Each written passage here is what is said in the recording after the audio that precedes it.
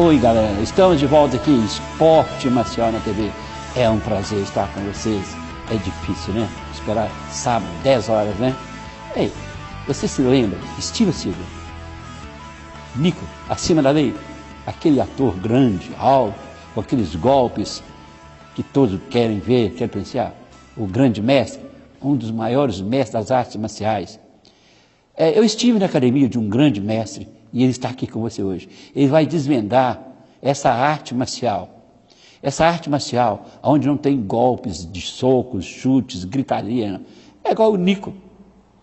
Temos aqui e queremos agradecer a sua presença, Fabiano, por ter, assim, se disposto desse tempo para agraciar aqueles que estão nos assistindo, nos dando essa honra sobre a sua arte Aikido.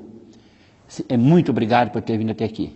Eu que agradeço, mestre, o convite. É uma honra estar presente nesse programa. É muito legal um programa da TV aberta que vem divulgando as artes marciais. É algo que realmente faz bastante falta no cenário nacional. E é um prazer estar presente com vocês aqui essa noite. Exatamente. Ele falou uma coisa interessantíssima.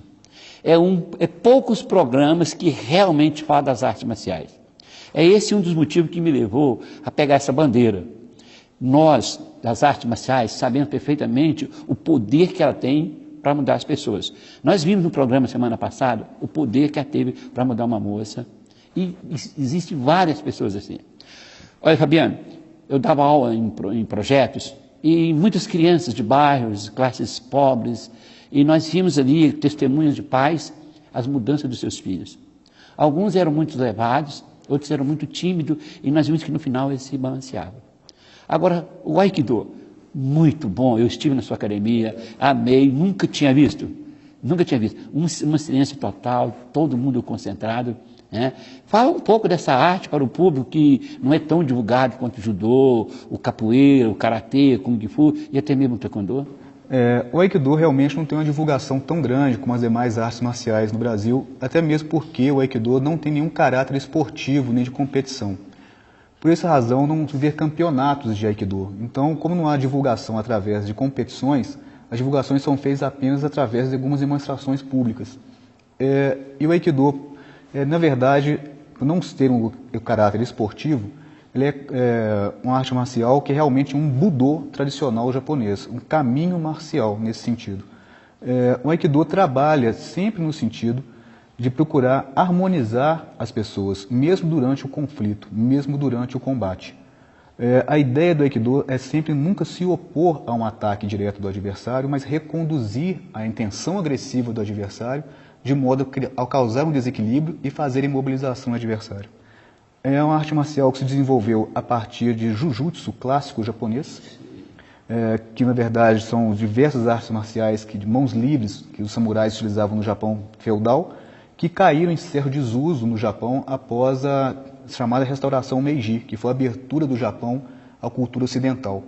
E com essa abertura da cultura ocidental no Japão e a restauração Meiji, essas artes marciais foram se perdendo dentro do Japão, perdendo até mesmo um pouco do seu valor perante os mais jovens, que passaram a olhar com melhores olhos a cultura ocidental e deixou de lado a tradição japonesa dos samurais. E alguns mestres contemporâneos dessa época observaram que isso não poderia se perder no tempo. Então, são contemporâneos, na mesma época, o fundador do Karatê, o Gishin Funakoshi, do Karatê moderno, o fundador do Judô, o Jigoro Kano, e o fundador do Aikido, Morihei Ueshiba. Eles, de alguma forma, aglutinaram algumas técnicas do Jujutsu clássico, que eram as técnicas de mão livre dos samurais, e desenvolveram a arte marcial deles através dessas técnicas clássicas de Jujutsu. Morihei Ueshiba, de certa forma, ele foi bastante influenciado por uma arte marcial bem tradicional do Japão, que chamava era Aikijujutsu, que foi uma arte marcial desenvolvida por um mestre chamado Sokaku Takeda. E o Aikijujutsu do Sokaku Takeda era uma arte marcial bastante dura, bastante violenta. E Morihei Ueshiba aprendeu essa arte e suavizou as técnicas dessa arte de modo a transformar ela em uma coisa que realmente poderia conduzir atitudes agressivas e resolver situações agressivas através de movimentos circulares que não tivessem golpes traumáticos. É uma arte marcial bastante interessante de se observar e de se aprender realmente.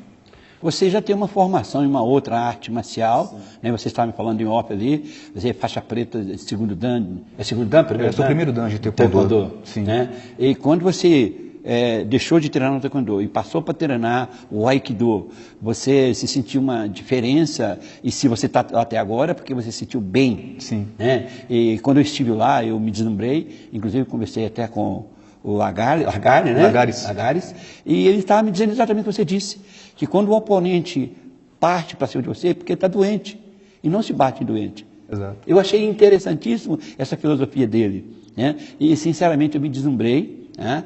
Achei que eu ganhei a semana, o ano, e eu sempre bato a mesma tecla, nós nunca sabemos muito, nós sempre temos que respeitar, né?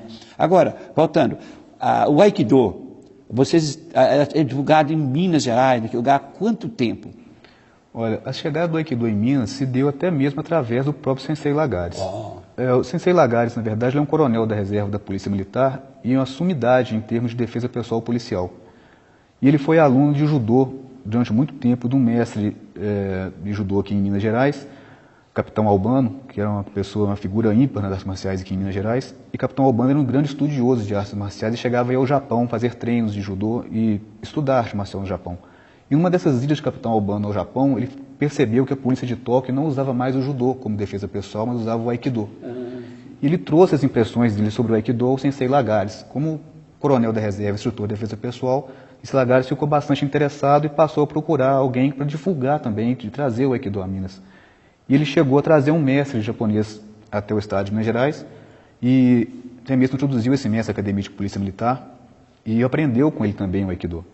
Então a introdução do Aikido aqui em Minas se deu por iniciativa de Sensei Lagares através desse mestre japonês que veio até nosso estado.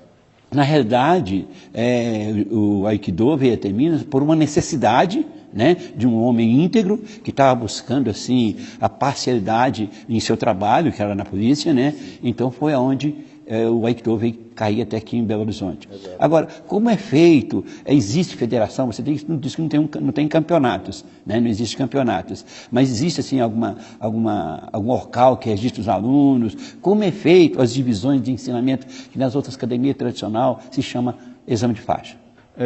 O Aikido aqui em Minas Gerais ele tem uma federação reconhecida, inclusive, pelo Ministério do Esporte, porque não há uma forma de você registrar isso sem ser como Ministério do Esporte, apesar do Aikido não ser uma atividade esportiva no sentido de competição. É a Federação Mineira de Aikido que realiza os exames de faixa aqui no estado de Minas Gerais e registra os exames de faixa no estado de Minas Gerais. Então existe também aquele trâmite de exame de faixa como tradicional nas outras academias. Sim. Né? E esse exame de faixa, quais são já que para mim é novo, quais são as cores no exame de nessa categoria de Aikido? A gente costuma dizer que exame de faixa, tradicionalmente, no Japão ele nem existia, né? Existia no Japão a faixa branca e a faixa preta, era o aluno novato e o aluno graduado mais antigo. As faixas coloridas foram introduzidas na arte marcial por Jigoro Kano, também no judô, como forma de estímulo ao próprio ocidental. Então, no Aikido, a gente também usa a forma das faixas coloridas. No Aikido, nós usamos a branca, a amarela, a verde, laranja, roxa, marrom e preta. São média de 7 faixas. 7 faixas. E os exames de faixa são feitos da seguinte forma. Como o Aikido também é bem interessante, não existe katas. Você conhece até, não existe katas, não existe os punsês, como lá no Taekwondo, por exemplo. É bastante interessante os exames de faixa no Taekwondo, que é exigido um currículo mínimo que a pessoa tem que saber de ataques e defesas. Bem parecido com o Sebon Kerogi do Taekwondo, quem conhece o Taekwondo já sabe o que eu estou dizendo. Então a pessoa tem que ter um mínimo de tempo de permanência nessa faixa, um mínimo de horas aulas treinadas nesse tempo. Não adianta a pessoa dizer, eu tenho 3 meses de faixa, me treinei só 5 horas. Não adianta. Não adianta a pessoa também falar, não, eu já tenho 60 horas, mas eu não completei ainda 4 meses na faixa, então eu não faço isso.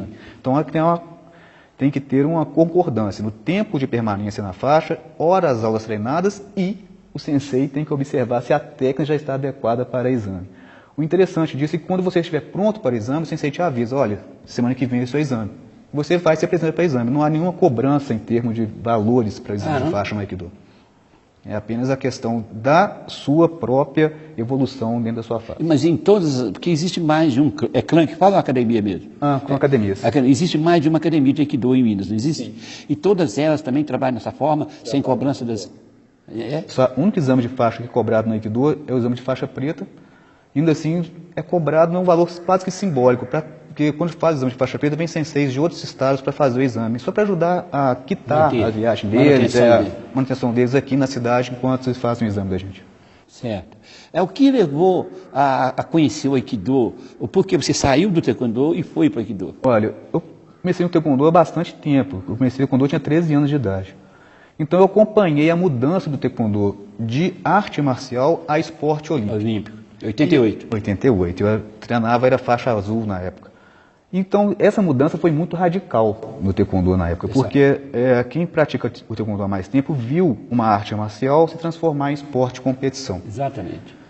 E isso me entristeceu um pouco com relação ao Aikido, porque eu gostava muito da parte tradicional do Taekwondo. Eu gostava do Punsei, eu gostava do Sebon Kirogi, obviamente gostava da própria competição, mas a competição não era o principal no Taekwondo nessa época. E quando virou esporte olímpico, todo mundo só queria saber de competição, isso me deixou um pouco chateado com o Taekwondo. Aí eu fui caminhando no Taekwondo, me graduei faixa preta, mas logo depois disso eu também acabei sendo aprovado no concurso para a polícia, sou policial civil, e eu observei que as técnicas do Taekwondo, enquanto no fazer policial, não me atendiam, porque era muito percussão, era muita pancada, e isso obviamente me atrapalhava na hora de mobilizar um cidadão, conduzir o cidadão com mais cuidado. Eu não tinha um conhecimento técnico, o Taekwondo não me dava, me ensinava a bater, dar soco e chute. Então juntou isso com a questão do esporte, da arte marcial virar esporte, eu comecei a procurar uma outra prática que me trouxesse o conhecimento que eu precisava. E cheguei a procurar algumas outras. Olhei karatê, mas era muito parecido com o Taekwondo. Olhei o Kung Fu, mas não achei que ia me atender ainda. Um amigo meu me indicou, faz Aikido. E eu só via Aikido através de vídeos na internet. Eu tinha a impressão que aquilo era através de Steven Seagal? E não só Steven Seagal, mas na internet tinha uma gama muito grande de vídeos. E quando a gente vê o Aikido em vídeo na internet, com mestres apresentando Aikido, você tem a impressão que aquilo é meio armado. Você olha assim, caras estão caindo porque estão quebrando o galho do mestre ali. Ninguém vai cair desse jeito. E eu sempre achava isso do Aikido. Está facilitando, está facilitando aquela. Vai lá e olha. E eu fui até a academia do Sensei Lagares, que me indicou. O cara é coronel da reserva da PM, vai lá se eu conhecer e tal. Cheguei para assistir ao Sensei Lagares, se eu conheceu, vai ter... Conheci, gente. Manda um abraço. O pessoal vai ver algumas imagens dele aí que vocês filmaram lá. E o Sensei Lagares é um senhor de 60 e poucos anos de idade, cabelo grisalho como o senhor, e eu vi o pessoal entrando, ele caindo, entrava e caía, estão quebrando o galho, que ninguém vai cair desse jeito, não. Mas eu gostei bastante da questão disciplinar da aula. Era um silêncio, um respeito. Parece até uma religião. Parece uma religião. A calmaria que reina. Isso me atraiu muito, porque era exatamente o que tinha sumido do Taekwondo, estava presente ali, que era o caráter de arte marcial, como arte marcial mesmo. Então me atraiu. Eu fui assistir uma aula, voltei, outra aula, voltei. Não é uma das aulas que eu assisti, o Sensei Lagarde chegou também, você veio já algumas vezes, você gostou? Eu falei, gostei, achei interessante. Por que você não fala aula experimental? Eu falei, aí vou lá, né? Eu coloquei uma calça de moletom, uma camisa de malha, e fui fazer o experimental. Eu falei, vou ver se esse negócio funciona mesmo. Aí de todo jeito que eu entrava nele, eu caía, entrava e caía. Eu falei, não, eu tenho que ficar aqui e aprender isso. E eu comecei e não parei mais, apaixonei não só pelo caráter de arte marcial, mas pelo caráter de eficiência. Diferença, né? Diferença. Você tocou num assunto aí que não poderia deixar de ouvir. Você disse que começou treinando com a calça de moletom. Isso. E nós vimos lá uns dobô normal, uns kimonos normal, e vimos umas calças bem largas, que até aparentemente parecia uma saia. Sim. Agora, o porquê de ser daquele jeito? Na verdade, aquilo se chama hakama. É uma vestimenta tradicional do samurai japonês. Ela, na verdade, a calça de kimono que a gente usa normalmente em treinos de karatê, de mesmo de taekwondo, no Japão era considerado roupa de baixo. Aquilo era considerado uma cueca grande.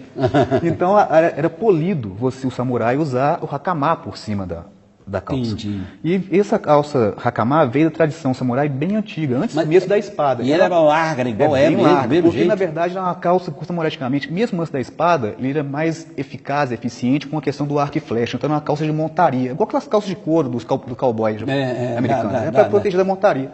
Mas depois que desceu do cavalo e passou a usar a espada, tinha virado uma peça tradicional, então não deixou de usar mais aquilo.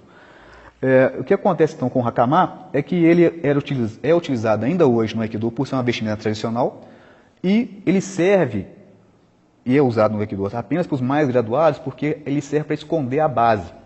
Então ele é largo, porque quando você agacha, ele esconde sua base e o adversário não vê seus pés. Entendi. Então o mais graduado usa, mas o menos graduado não, para o sensei corrigir a base do menos graduado quando ele errar a base. Esse que é o detalhe interessante do uso Mas Hakamatsu. é mais pobre, é mais feio? Não, é por causa dessa questão de ver ou não a base. A correção da base, a não é correção- nem esconder, né? Não. Não é nem esconder. O mais é pra graduado corrigir. usa por ser tradicional e num combate antigamente servia para esconder a base, e o menos graduado não usa porque senão você não vê a base para corrigir a base do menos graduado. Galera, eu tenho uma pergunta importante para ele, mas não vou perguntar agora não. É o momento de uma aguinha, melhorar, tá? Volto já já, não saia daí, eu volto já já